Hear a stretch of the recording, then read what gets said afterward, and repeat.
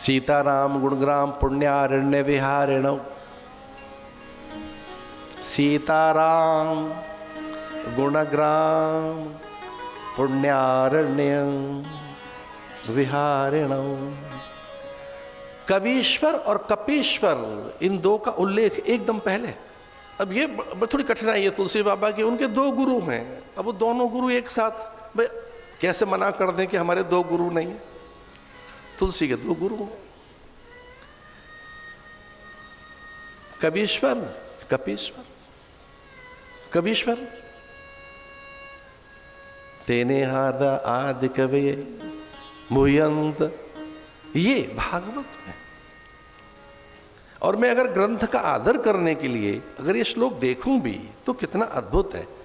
तपस्वाध्याय निरतम तपस्वी वांग विदाम वरम नारदम परिपप्रच्छ वाल्मीकि मुनिर्पुंगवम तेने ब्रह्म हृदय आदि कवये मुह्यन्त यत सूर्य। भागवत में से।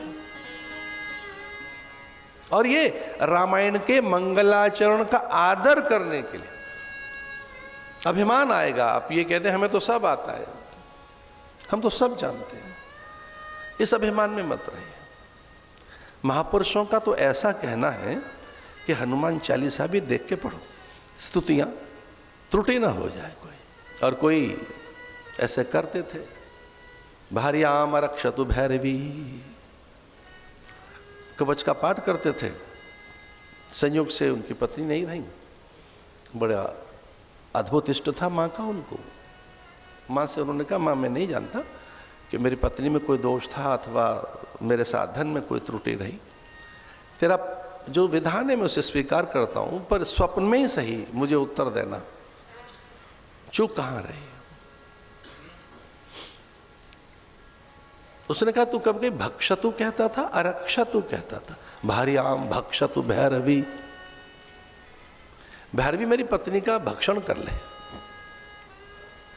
अरक्षतु भैरवी, अब ये पत्नी है, पत्नी है ये धर्म सिद्धि के लिए। इसके लिए तो यही तो कहा, तारणीम दुर्ग संसार सागर से कुलोद्भवाम। तारणीम दुर्ग संसार सागर से, जो तारणी है मेरे लिए नहीं, मेरे कुल को जो तार देगी।